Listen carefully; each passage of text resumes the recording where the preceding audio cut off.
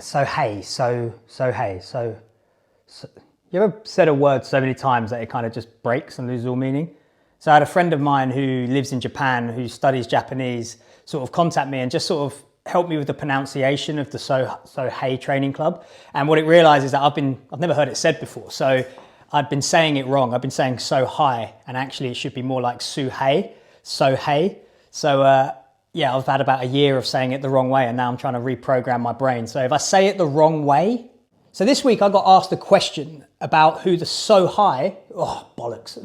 Hey training club is for. And the answer was pretty simple. It's for people and individuals who want to become the best version of themselves.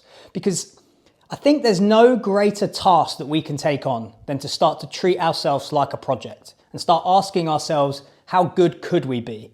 How smart, how fit, how strong could we become? And when we start looking at things like through that lens, all of a sudden it becomes more of a game. It becomes fun and less of a chore. And I think that's how we should look at life. We should look at it with the kind of joyful excitement to kind of see what we can create from it, rather than kind of submitting to the mundane, if that makes sense. And that, I think, is the first part of our journey of personal development, how we sort of evolve into the best version of ourselves. Because there's loads of different strategies that we can talk about, and there's loads of different tools that we can use. And I'm sure you've seen them before, whether it's meditation, journaling, ice baths. All these things are a way of challenging ourselves to become a better version of ourselves.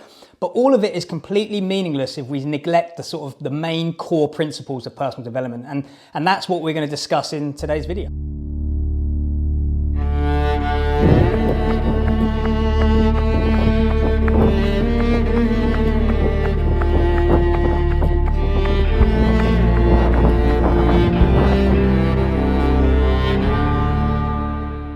So the very beginning of this sort of journey that we're on in terms of evolving into the best version of ourselves is more of a lens that we look through. It's a way of seeing it. It's a way of life, essentially, right? And that is to want nothing but the absolute best for yourself and to treat yourself like someone you care for.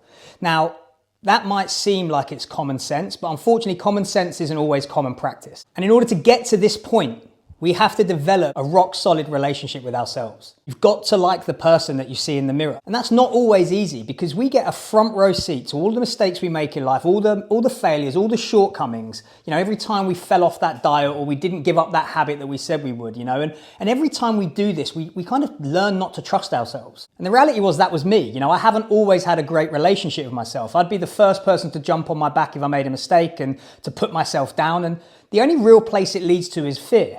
A fear of trying anything new, right? To get outside your comfort zone. Because if I'm going to jump on my back every time I do it, I'm just going to shrink to the safety of my comfort zone.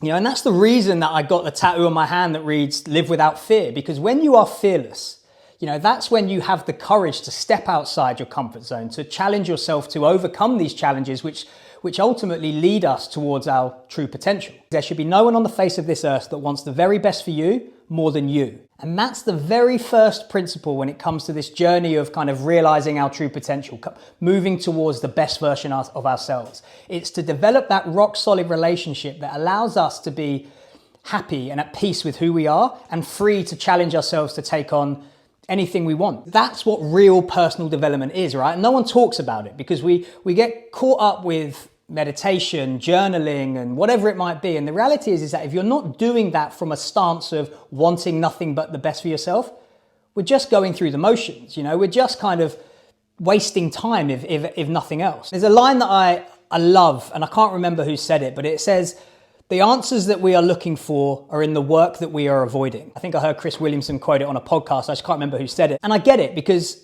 it's not easy. I'm not saying it's easy. It's never going to be, because it's messy work to try and develop that relationship and like what we see in the mirror. But it'll be worth it, because once you truly trust yourself and you know what you want and who you are, you're free to go about your business and create and enjoy the life that you want. So the first one is to treat yourself like someone you care for. Get out your way, get uncomfortable, and watch yourself grow. Next big one is humility. We have to be humble and humbled on a regular basis. We need to be humble in order to learn. If you want to improve any area of your life, you first have to admit that you don't have all the answers. And that requires being humble, right? You have to be humble for what you know and what you don't know. And this is what I like to call the white belt mentality. Always being eager to learn, having a sponge for information and knowledge, and seeking out people that might be able to help us on our journey. And this is how we improve. And this is how being humble can really help us on our journey to personal development. Next one is being humbled on a regular basis. We have to get outside our comfort zone and challenge ourselves, test ourselves. And that requires that we flirt with failure. And this is where we learn a lot about ourselves, but also we keep our ego in check. Because the ego gets a bit of a bad rep, right? But it's only really an inflated ego where it's out of alignment with who we actually are. So it believes we're capable of more than we actually are.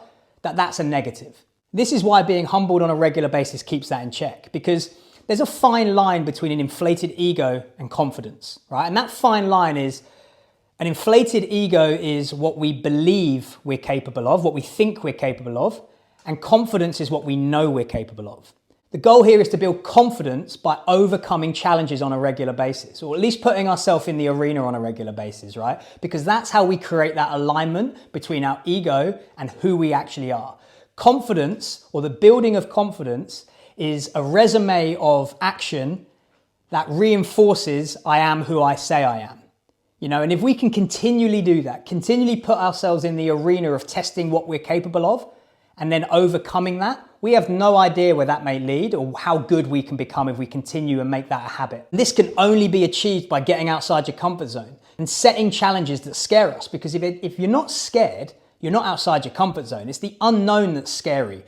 Unknown of whether or not you're going to be able to do this, what it's going to feel like. Are you capable of it? These are the questions that we should make sure that we don't have the answer to if we're really picking a sort of an optimal challenge. This is why humility and being humble and humbled is vitally important for our personal development, right? Because it's keeping our feet on the ground, but reaching for the stars at the same time. And if we continually do that cycle, that's the journey to development. That's moving towards our true potential, our best version of ourselves. We have no idea what we're truly capable of. And the goal is to constantly step over that line of comfort and get outside our comfort zone. And as we do that, and as we overcome these challenges, that comfort line increases, right? And that comfort line is our potential. And the third core principle, and the reality is it doesn't really matter whether this is 1, 2, and 3, they're not in order, right? They're all on a base level of the foundation of sort of personal development. And that is to take responsibility. It's to understand that our health, both physical and mental, how we handle stress, our vices, the way we live our life is 100% our responsibility. And I think we live in a time at the minute where we're very happy to outsource that. If I get unwell, I go to the doctors and they give me a pill. If I find myself overweight, I'm going to do an extreme diet and then just go back to the way I was living beforehand. And even now with technology, we can outsource even how stressed we are and how we feel to technology such as the Whoop and the Oura Ring, and all of these things that have their place. The risk is that we just hand over how we feel and everything to something or someone else, and I don't believe that is a good strategy, right? We want to make sure that we are in the driving seat of our life and where we're heading, and rather than being a passenger. And when we start outsourcing, we're very much taking a back seat. Because it's understanding that if there's something in your life that you want to change, you have to be willing to do the work necessary to make that change. Because if you always do what you always did, you'll always get what you always got. And it's Joe Dispenza who first sort of planted the seed in my head, and when he sort of said that 95% of who we are is just made up of habits and a set of pre-programmed behaviors. And if you want to change as an individual, you want to change your trajectory in life, start there. Start looking at the things you're doing on a daily basis and start trying to refine them, because every action we take and every habit that we have is a vote for the type of person that we want to become. And when you understand that, you realize that we're 1 or 2 habits away from being a completely different person. Start asking the question of what would the best version of myself do? Because when you boil it all down and you remove away all the noise, if we can start to treat ourselves like a project and start treating every decision that we make as an opportunity to choose the best version of ourselves, then we will become that. Because it's the choices we make that reinforce the person we are. So as I wrap this video up, there's a quote that I love from my favorite philosopher, Epictetus. And he says, "Don't just explain your philosophy, embody it." And that's why I say it's a way of life, right? So it's not something that you do for 30 days, 6 weeks, or 12 weeks, or whatever it might be. It's a completely different way of looking at the world, looking at life, and taking an understanding that if we can treat ourselves like someone we care for, we can be humble and be humbled on a regular basis, and then we can take full responsibility for our actions and who we are, then we can't really fail, because we're going to evolve into the best version of ourselves, because through those choices and through those decisions we make. And when we go into further videos, this is the launch pad from everything, right? These 3 key points underpin everything that we do.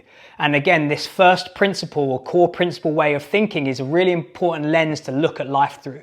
And yeah, so hopefully you found this video useful. Me personally, I found it very useful, kind of laying this all out onto paper, and to very cathartic to kind of put it all into videos. It kind of consolidates my thoughts. But yeah, if you have any questions or you want to reach out, then by all means do so. Make sure you subscribe to my newsletter where you can get early access to all these videos. And yeah, follow me on socials if you need to. Cheers guys, have a great, before you go, as you're watching this video, I'm going to be in somewhere in Ireland right now as I undertake sort of like the challenge of my life. So I'm going to be running from Galway, or the west coast of Ireland, all the way over to Dublin on the east coast.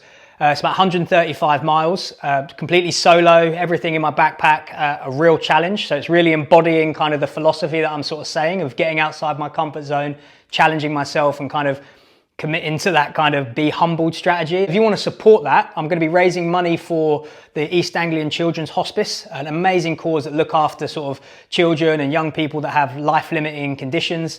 I'm going to drop the Just Giving link below. So if any support, greatly welcomed. And if you want to stay up to date with that, then please follow me on socials. I'll leave the links in below as well. And yeah, I'll probably do a recap video once I'm back. So have a great week, guys, and I'll see you next week.